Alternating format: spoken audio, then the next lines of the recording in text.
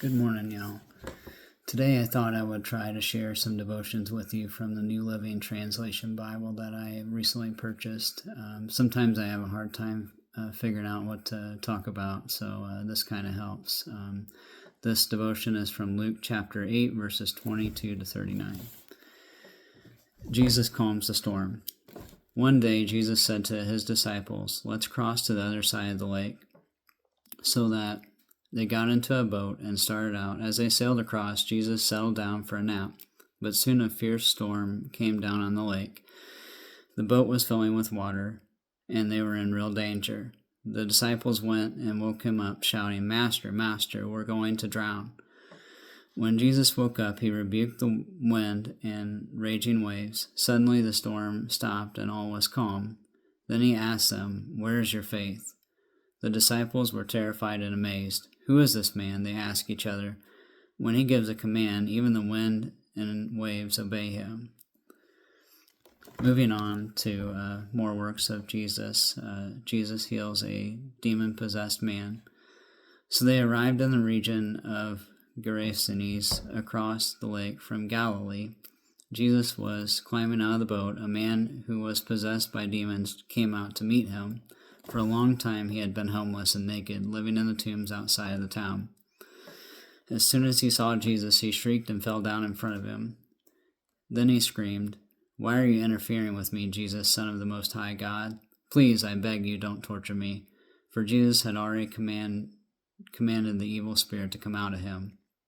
The spirit had often taken control of the man, even when he was placed under guard and put in chains and shackles.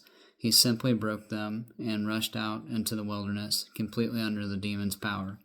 Jesus demanded, "What is your name?" "Legion," he replied, for he was filled with many demons. The demons kept begging Jesus not to send them into the bottomless pit.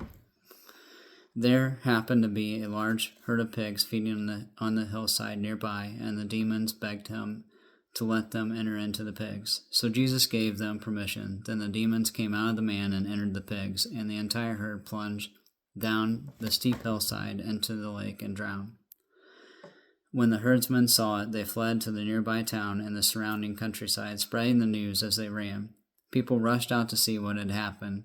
The crowd soon gathered around Jesus, and they saw the man who had been freed from the demons. He was sitting at Jesus' feet, fully clothed and perfectly sane, and they were all afraid. Then those who had seen what happened told the others how the demon-possessed man had been healed, and all the people in the region of Gerasenes begged Jesus to go away and leave them alone, for a great wave of fear had swept over them. So Jesus returned to the boat and left, crossing back to the other side of the lake. The man who had been freed from the demons begged to go with him, but Jesus sent him home, saying, "No, go back to your family and tell them everything that God has done for you." So he went all through the town, proclaiming the great things that Jesus had done for him.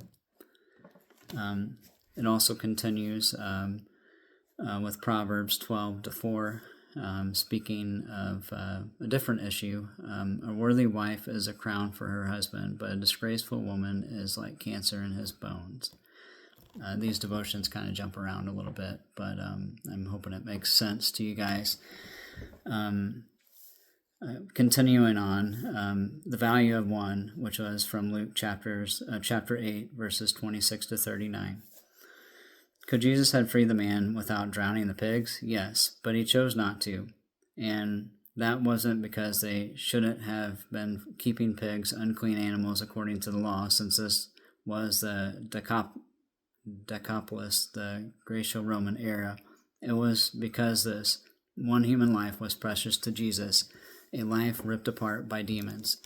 So when he gave the demons permission to enter the pigs, it wasn't for the demons' sake, but for the man's sake. The man really needed to see that those demons had gone once and for all.